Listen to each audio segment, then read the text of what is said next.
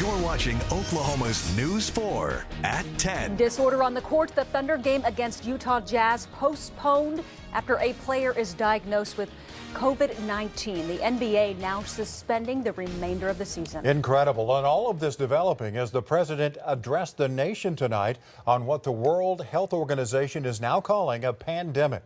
Joining us is Dylan Buckingham from our Forewarned Sports Forewarned tonight sports team. We also have Peyton Yeager and Taylor Adams live downtown. We're going to get to everyone in just a moment, but first, the president suspending travel from Europe for the next 30 days, except for the UK. Those new rules go into effect Friday at midnight. He also stressed for everybody to take extra precaution, especially older Americans. The highest risk is for elderly population with underlying health conditions. The elderly population must be very, very careful. In particular, we are strongly advising that nursing homes for the elderly suspend all medically unnecessary visits. In general, older Americans should also avoid non-essential travel in crowded areas. The president also saying he is taking steps to make antiviral therapy available in record time. He did go on to say that although he says the economy is strong, he's instructing the Treasury Department to defer tax payments and called on Congress to provide Americans with immediate payroll tax relief. And we're continuing to follow the developing situation downtown at the Peak. There it is.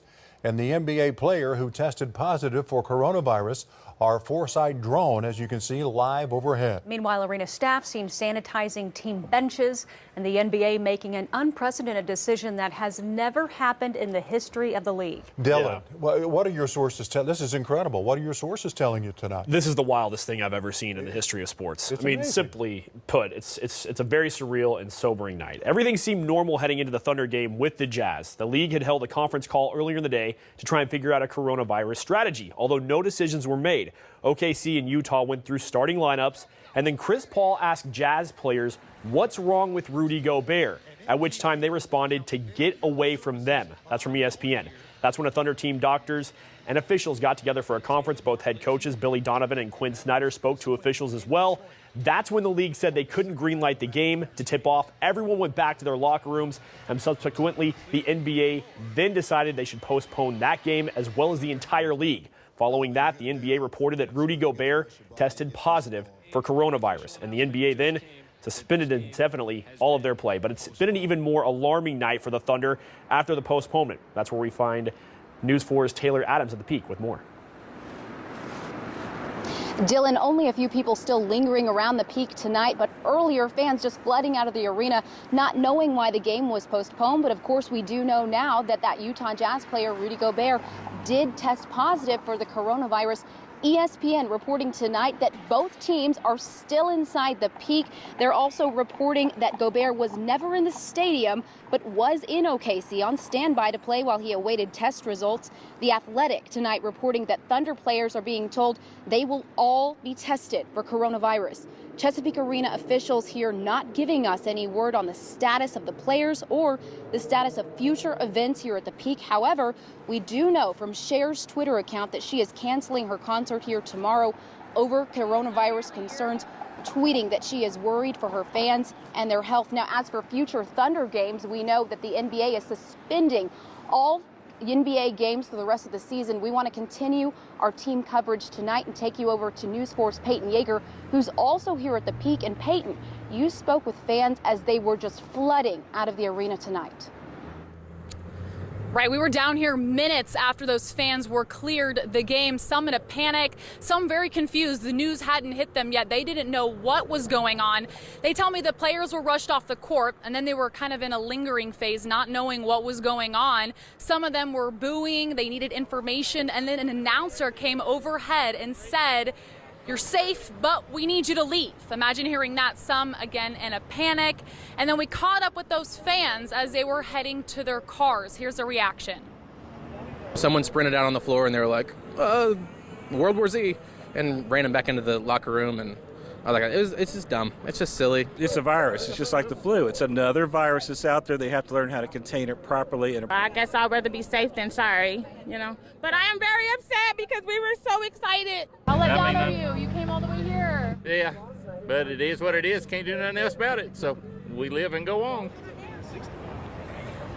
The Oklahoma State Department of Health just tweeting, telling attendees at today's Thunder game that they are not at risk of catching coronavirus. But some told me they're not going to go to work tomorrow and take a precaution. It was a very strange event here tonight at the Peak. Live at the Peak, Peyton Yeager, Oklahoma's News 4. Thank you, Peyton. Also, this just in, Oklahoma City University joining the list of colleges canceling classes after spring break. Instead, in-person classes will be replaced with online instruction for at least 2 weeks following spring break. And another huge event for our city that brings thousands of people in here. Officials with the Oklahoma City Memorial Marathon sending us a statement earlier saying this, quote, "We are monitoring the developments of the COVID-19 very closely, along with so many others who are holding large public events and are working closely with city county health officials and emergency management. We will continue to monitor the situation and make any announcements on our website, social media, and local media." And of course, we'll let you know too. And as you heard earlier, some top celebrities are canceling their Oklahoma shows. As you heard, Cher, she was supposed to perform tomorrow night at the Peak. She tweeted an apology a short time ago saying, "I'm sorry, but your health is paramount." She added she isn't afraid, but she had to go with her gut, she said. Also just announced, comedian Adam Sandler has canceled his show at the WinStar. That's in Thackerville. He was supposed to be there on the 21st. Also, another startling announcement, Oscar award-winning actor Tom Hanks and his wife Rita Wilson both confirming they have tested positive for coronavirus. In a Twitter post, he describes their symptoms as being similar to a cold with some body aches. Hanks says they both have slight fevers and Wilson is experiencing intermittent chills. He says the couple will stay isolated as long as public health and safety requires. Both Hanks and Wilson are 63 years old. Now, first weather from the Forewarned Storm Team. And in our weather world, it was another warm day with light winds across the state. There were some clouds up above, but it didn't keep temperatures down. The clouds are still there, and temps are very slow to fall right now. There's a live look from Rose State, Oklahoma City, right in the center part of your screen. It was a gorgeous sunset out there. Look at temperatures now, still holding on to the middle 60s, 65 in Oklahoma City. Dallas, Fort Worth, 88 degrees, now 74. A lot of that air, that warm air moving into the state tomorrow. So a very warm day is on the way. And then we have a huge pattern change to talk about. It's an area of low pressure off the west coast, and this means round after round of system bringing lots of rain and even the threat of severe weather to our state when that arrives. Coming up. Thank you, Aaron. New information on a story News 4 told you about last night at 10. An Oklahoma police chief accused of harassing and hurling homophobic and religious slurs to not only local business owners, but also allegedly officers within his own department. And tonight we're hearing from that police chief for the first time as the ACLU steps in to investigate. News 4's Austin Brissett joins us live with more. Austin. Well, Jolene, we're told the ACLU and Freedom of Oklahoma are coming together to release joint statements regarding this situation, and we'll have an update on that as soon as that comes out. But now we're getting insight into the other side of the story. Silent no more, speaking out, calling the harassment allegations against him shocking. Chief David Hansen calling Justin and Todd Holliday close family friends, adding that he is, quote, not homophobic. You'll remember News 4 showing you pages of text messages sent by Hansen to Holliday, some so bad we're not able to show you on TV. But Hansen claiming these messages are, quote, cordial off-color texts and that the Hollidays participated in the banter. Our whole lives we were called names. Justin and I both, and we shouldn't have to put up with it anymore. But they're not the only ones. Chief Hansen's own police officer, Lieutenant Michael Burnett, also speaking out against him. Being berated is a daily abuse. I mean, it's gotten to the point where none of us want to come to work. The police chief saying he could not comment on Burnett's remarks, citing, quote, personnel issues. We tracked down a formal complaint filed with the city manager, Steve Saxon, just last week. He says they are aware of the complaints against the chief and that he wants to, quote, assure the public all concerns will be adequately addressed. Enough is enough. Chief Hansen has even garnered some support. A woman named Marie Mejia reaching out to News 4 on Facebook Messenger. She knows the chief, saying, quote, he's not like what's being said, and that if the chief does something, the behavior is returned. Continuing that he spent time with her and her kids, even picking up her child to go eat. Now with the situation brought to the light, Holliday and Burnett say they have fears of retaliation. I'm afraid we're going to have a target on our back. It'd be working under a microscope for the next 4 years. Well, the situation in Seminole has made the city council call a special meeting that's set for Friday at noon, and the one item being an executive session to discuss this issue. Next in weather. A roller coaster ride of temperatures, lots of rain, and yes, severe weather coming to the Sooner State. The next week of weather is coming up. All right, Aaron, and we're continuing to follow the developing situation involving NBA players reportedly still being quarantined inside the Chesapeake Energy Arena. There you see our Foresight drone live overhead right now. The quarantine comes after a Jazz player tested positive for coronavirus. More team coverage coming up later in sports. You know, keeping your car running with vehicle maintenance is one of life's little frustrations, isn't it? We can all identify with bad timing on a big repair. This Pay It Forward story begins with an Oklahoma woman who was feeling crunched by some expensive repairs to her car. News 4's Allie Meyer picks up the story from there. The Hibden Tires Plus in Shawnee serves a community in need.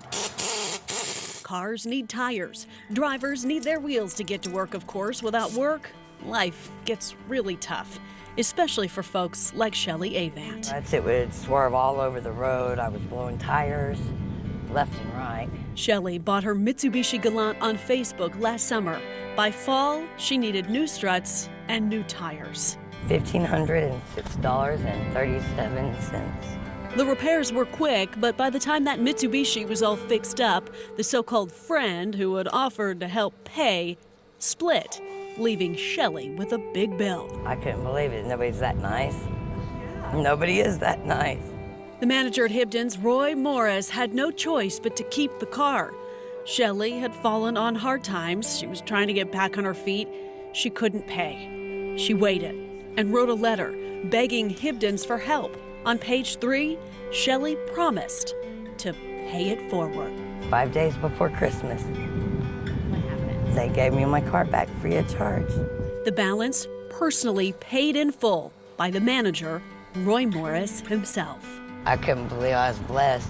I was so blessed, so I need to do something. Shelly, thank you for nominating Roy for being such a saint. On behalf of First Fidelity Bank, I'm thrilled to present you with this $400 to pay it forward. Thank you. Okay, we're right outside of Hibden Tire right now, hiding very terribly. They can see us coming from across the street. Are you ready to pay it forward? I'm ready. Okay, Shelly, here's our $400 from First Fidelity Bank. Let's go. Are them bad tires going? On Pay It Forward Day, we found Roy hard at work. He's the man of the hour around here. Since Roy took over, this Hibden's is a whole new shop, profitable for the first time in years. We were going downhill. He came in, turned everything around, and he's put his job on the line for us, and I really appreciate it from him. Roy, I'm Allie from Channel 4. We do a little program called Pay It Forward. Have you heard of it? Yep. And do you know this lovely lady Yes, right I do. here? All right, Shelly, tell Roy why we're here. To pay it forward to you, Roy. Thank you for giving me my car back. No problem. Yeah. What I can do. You did. 1, 2, 3, 4. Roy never expected to get his money back, and he admits this isn't the first time he's paid for a customer in need. Got to help the community the best we can. So, keep cars safe on the road so nobody gets hurt. In fact, he plans on using this extra cash to help more customers. How are you going to be using $400? I'm going to keep on helping the people here in the area with it. And naturally, I'm going to take my guys to lunch, too. So, they're the ones that worked on it. At the Hibden's in Shawnee, they advertise new management for folks driving by on North Harrison. If you read between the lines, you'll see they service people over parts, which is an epic sale and an incredible way to run a local business. Allie Meyer, Oklahoma's News 4. If you know somebody worthy of our Pay It Forward award, go to KFOR.com and send us an email. Don't you love everyday heroes who don't expect to be rewarded for what they do, but they deserve it, man, just like him. They really do. There are so many, and I love that series that we get to show off some of those people. Yes. Well put. All right. Big changes coming. Huge changes. In fact, a very, very active pattern, an early spring pattern with warmer temperatures, rain, yes, even severe weather, guys. We're talking about all of that here in this forecast. Let's start out here with what's going on near Woodward. And this is from John Harvey. This did not come in that long ago. You can see the darkness spreading and a wildfire lighting up the sky near Woodward. We've been watching this here since this afternoon. In fact, this is the tail end of some of the daylight there from our Woodward camera. You can see that smoke. We were watching this since about 2 or 3 o'clock this afternoon. Not a lot of wind, thankfully, but still lots and lots of dry fuel all across the entire state. That is about to change, so our fire concerns, they're going to get better. Right now, live look from our Foresight drone here. We have a big fleet of these drones, many pilots at News 4, and look at that. Downtown Oklahoma City just shining right now with some clouds up above and temperatures that are very, very nice. These were highs today, 76. Hello, mid-spring. 76 in Oklahoma City, 76 Lawton, almost 80 in Ardmore. Not today, but tomorrow. 80's they're going to be widespread all across the state of Oklahoma. It was cooler in northwest Oklahoma, and that's the part that's cooling down fastest right now. 59 Woodward, still 65. 65 degrees at this 10 o'clock hour here in central parts of the state. The 80s were widespread in Texas. Those will move north throughout the day tomorrow. So here's the cloud cover. We had this kind of on and off all day, mid to upper level clouds. Really, it just kind of filters the sunshine at night. It traps heat in. It's exactly what we're seeing right now. And the very first parts of this big pattern change, they're making their presence known in southwestern Oklahoma with some rain in the Four Corners region. Good desert rain. But here's what's going to happen. Big area of low pressure. It's going to set up and just kind of park. It's going to stay put off the west coast. And what this is going to do is we'll see little disturbances, little pieces of energy wrapping around this. And since it's not moving, well, that flow ejects it right toward Oklahoma. So an active weather pattern for about a week going forward. Basically low after low after low.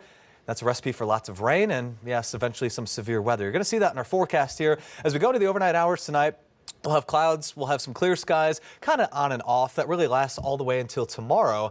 With the warm weather, you're going to want to enjoy tomorrow. It's going to be a nice day. Here comes the change, though. Moisture comes in fast and furious on Friday. Look at this map here. Lots of rain starting in the morning, all day long rain. Really, it's going to be a washout on Friday. So we'll see showers, a couple of rumbles of thunder down south. But I tell you, this is going to be a cold rain, driving winds, not a nice day. The good news I can tell you, we have a lot of rain on the way, but there will be some dry times during the weekend. In fact, look at Saturday. By the middle of the day into the afternoon, the rain's out of here. The clouds will draw back. We let in some sunshine. So not a total washout for the weekend. As far as rainfall totals, these are going to be impressive. Again, it's going to just depend on where these bands of heavy rain set up. 3, 4, even a couple localized 5-inch rain totals just this upcoming week. Looks like a good bet across Oklahoma. Overnight tonight, though, temperatures very mild. They're 65 now. 58 will be the low temperature. South winds, they remain pretty light, just about 5 to 10 miles per hour, helped by that deck of clouds up above. And for the state, it's either mid to upper 50s, even close to 60 in northwestern Oklahoma. Here we go for tomorrow. Starting out with south winds, they'll turn northwesterly. They will be a little bit stronger out there, but look at the temps from 70s to 80s, even mid 80s down south. A warm day followed by a drop of 30 degrees. A huge drop.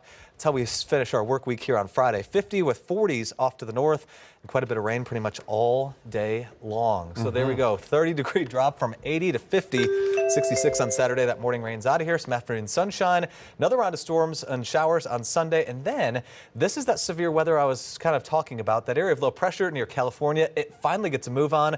Wednesday and Thursday next week, we could be seeing some pretty active thunderstorms. Of course, we'll watch that very carefully because March can be just as bad sometimes as April and May. Yes, it You can. guys are the best at keeping us forewarned. Thank you. Thank you. Also, this just in, the Utah Jazz releasing a statement. This after tonight's health scare at the Peak. The latest on what they're saying about the developing situation and one of their players having the coronavirus. Next.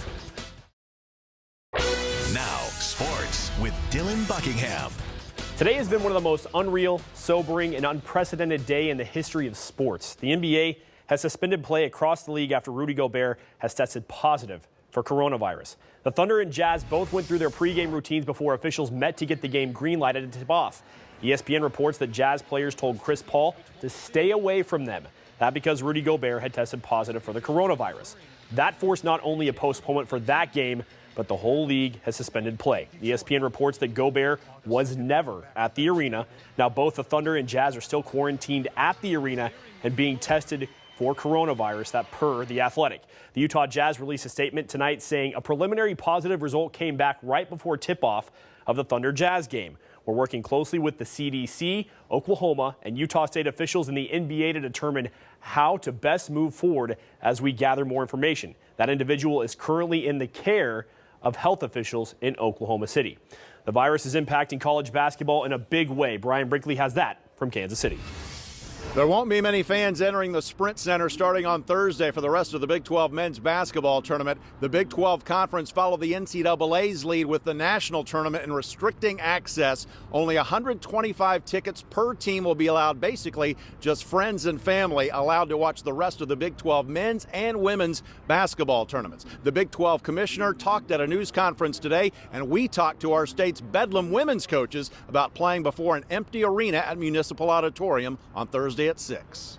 I think it's the best tournament of its kind in the country, and so I'm very sorry to disrupt what I know is a much anticipated weekend for a lot of people. I know our Big 12 authorities and the people in charge are doing what they feel is best for the best interests of our student athletes. It's a really strange situation, and I wish I had something better to say about it, but I'm still just kind of trying to wrap my head around it. Oklahoma State got play started in the Big 12 men's tournament against Iowa State. And in a game which featured 18 lead changes, the Cowboys took a 2-point lead to halftime. Cameron McGriff got back-to-back dunks late in the first half. He finished with 17 points. But the Cyclones went on a 15-2 run to start the second half and led most of the rest of the half. They regained the lead when Terrence Lewis got the slam with 8 seconds to go. But OSU immediately rushed up court with no timeouts left, and Isaac Likely got the layup. He was a force for the Cowboys in the second half, finishing with 21 points, and OSU won it 72-71. Now they'll face the top seed in Big 12 champion Kansas in front of a near-empty arena at the Sprint Center on Thursday at 2. They got the Player of the Year, a Hall of Fame coach, and probably if their Player of the Year wasn't Player of the Year, their point guard would have been Player of the Year. So we got a lot. We got a big task ahead of us, no matter how many people are actually in the stands tomorrow. Oklahoma's men's basketball team left the arena before all of this happened in terms of what the Big 12 decided to do for the rest of the week, so we haven't heard from OU head coach Lon Kruger. The Sooners will take on West Virginia Thursday night at about 8:30 in the last of the 4 quarterfinals. In Kansas City, I'm Brian Brinkley, Oklahoma's News 4 Sports. It's a taste of late spring tomorrow, 80 degrees, falling 30 by Friday. A cold, driving rain. The weekend now to wash up with some scattered showers and severe weather. It does look to be possible by the middle part of next work week. There's your forecast. Temperatures kind of up and down all over the place, mostly above average. Very active weather week, something that we're going to watch very closely, of course, as we get nearer to it. Weather will keep you up to date on that. News and sports will keep you updated on the Thunder players being quarantined and tested. Monitoring that closely as well. Thanks for joining us tonight. Good night.